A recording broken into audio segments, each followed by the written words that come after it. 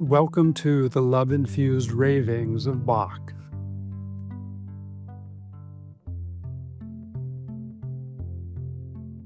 Stillness.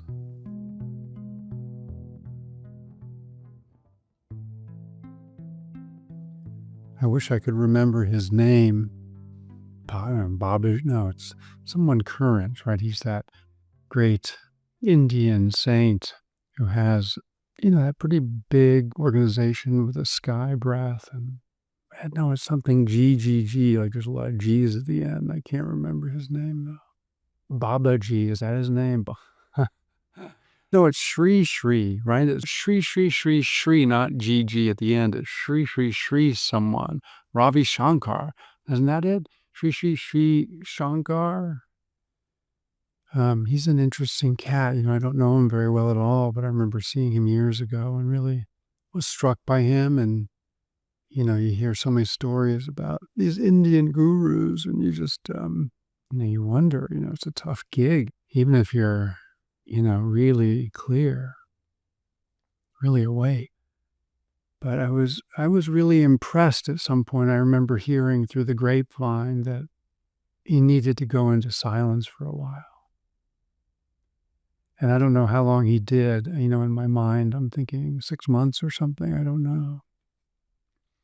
But that he was awake enough to know that at some point, the busy life of the world, the life of being the guru, he was able to recognize in himself that it's having too much of an effect on me. I need to go into silence. I need to touch base again for an extended period. Such a great term when you think about it, touch base. I've never really thought about it in like what it means. It must be a baseball metaphor, right? Because when you touch base, you're safe. When you're touching base, you're safe if you're a runner. I was really impressed with that. He was wise enough to know he needed to immerse himself in silence, to touch base, to let go, to just drop the worldly identities totally. It must be hard at that level. I mean, it's hard at any level, right? To drop our worldly identities completely.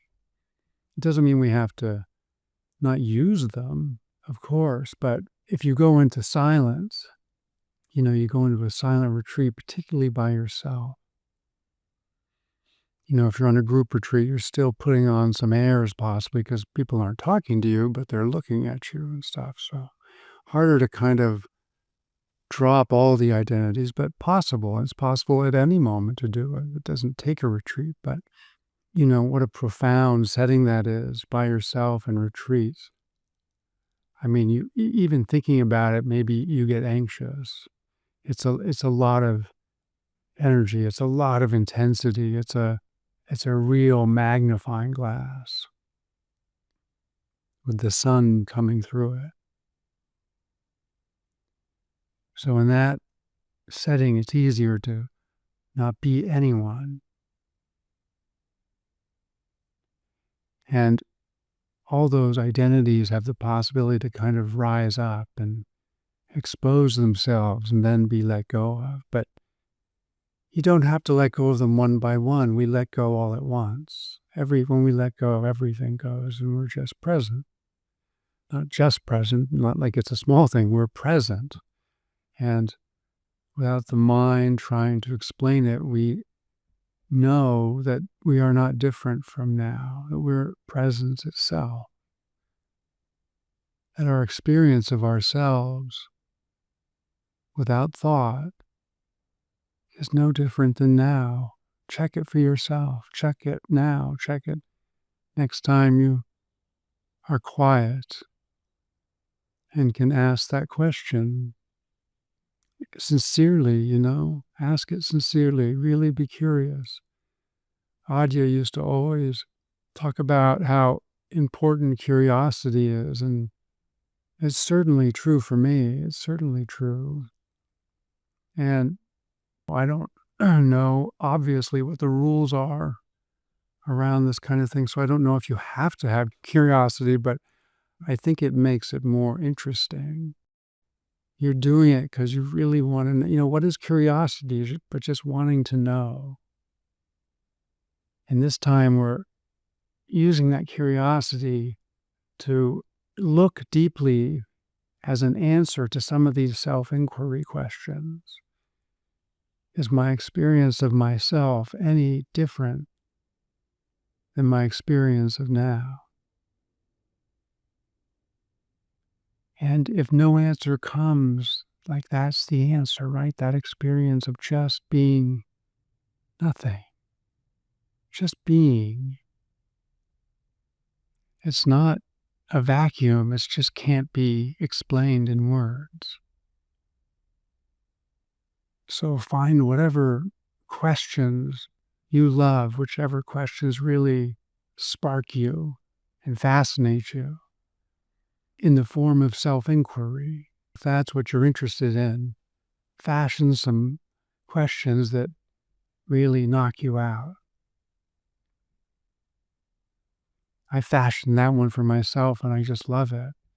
Is there any difference between my experience of myself and my experience of this moment? Or you could say my experience of now. And you really have to, want to know this because they're tricky things to look for and look at now and my experience of myself. What does that mean, That's another fascinating question. What does it mean, my experience of myself? What is your experience of yourself? What is your experience of yourself when all thought falls away, when all the stories fall away? Not some description of yourself, but what is your experience of yourself right now? It's not something we can put in words, so we don't understand it through language. And then what is my experience of now? Wow, like it's such a strange question, Like it kind of, in the best way, the mind kind of seizes up. What is my experience of now? The mind can find something, can focus on something and say, that's my experience of now, but it's kind of just picking something. It's just picking something in your, something that you're aware of. It just picks it, focuses on it, and says, that's what my experience is now. I hear an airplane, I'm sitting on a couch. We can say that, but does that even come close to describing your experience of now? Words fail us, right? So we just give that up. We give up that whole notion that we can understand this at the level of thought, at the level of mind. It's like the greatest Zen koan. I'm just kind of feeling that for the first time now, what the possibility of what a great Zen koan can do. And to me, that is a great one for me. Just even that simple part. What is my experience of now? And if I try to describe it, it's just some partial part of my experience, right? Something I've picked out of my experience to use as a sort of safety net. This is what my experience of this moment is. We can't know it in words. What is the difference between my experience of myself and my experience of now? So, in a sense, when the mind seizes up like that and can't formulate any idea that makes sense or that even comes close, I think there's a window there where we can let go of the belief, the idea that we're going to understand our deepest nature at the level of mind, at the level of description, at the level of anything that comes and goes. How can there be a word that encapsulates life? I mean, we don't even need to go very big. Just now, just bring it again right into your direct experience. What word can capture this? They're all so small. It's always going to be partial, and who we are is not partial. The mind can't understand that. So, when I say something like that, people might start thinking, whoa, what does that mean? We aren't partial. It doesn't make sense to the mind because the mind only knows partial. With its attention, its focused attention, it separates things very skillfully, very helpfully, right? Necessary, obviously, to live life as a human. Great. It's great. It's incredible. Incredible. But we can't use it to find who we are. That's maybe the one place it can't be helpful. Love too, obviously. But coming back to base, getting used to coming back to base, getting used to coming back to the stillness, like what Ravi Shankar did. He went back. He needed to be quiet for a long time. Let all that crazy worldly energy evaporate out of you as you sink deeper into the stillness. Like that's necessary. It's necessary to know that in ourselves well, I don't know if it's necessary, but that's what I love. It's hard not to fall in love with it once you taste it. It is love,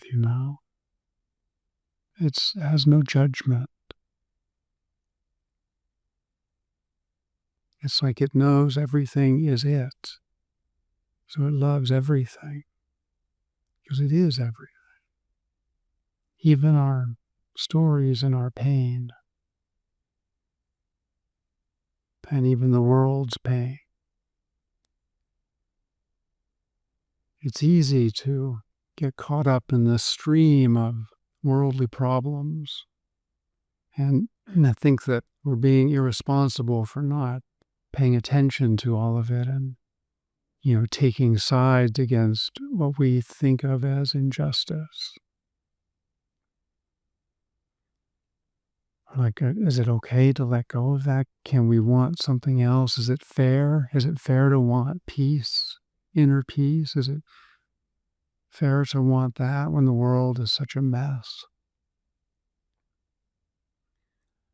I don't know. I don't know the answer, but it seems to me that there's enough people doing the other thing, trying to figure out the world's problems. To me, it seems like an extremely valuable life to look for peace within yourself, to find peace as an act of revolution against the madness. Everybody poo-poos inner peace, and I think it's because we're scared of it. Like we have to sort of make fun of it because it seems like a daunting objective. And rightly so, I think. But isn't it all kind of daunting? Isn't it daunting to just be caught up in worldly matters all the time? And no judgment, but I'm just saying it's a viable path. To me, I think it's the most valuable path. I guess I wouldn't be able to commit unless I did, and I do. Sure, there have been doubts over the years, like, am I wasting my life? Is this really enough? Of course, doubts arise, but I haven't had that doubt in quite a while. Not to say it won't come again. I don't know if it will, but I think it's an extremely valuable life to look for peace.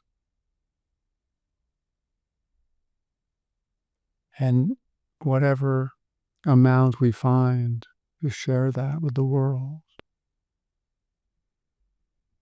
and to love everybody, whether they do or not. Of course, of course. It doesn't even need to be said. Just remember that you don't know. I mean, how arrogant to think that we know and know how people should live their lives and to know how our life is supposed to go and supposed to look and know how we're supposed to run our planet. Of course, everybody can have their opinions, but just look clearly and just see that you don't really know that what's best.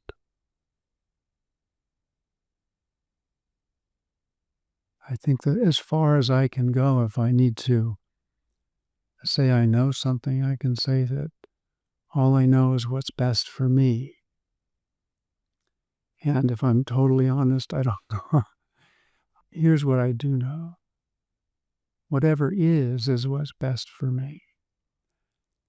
And that's one of those things we can just sort of say casually.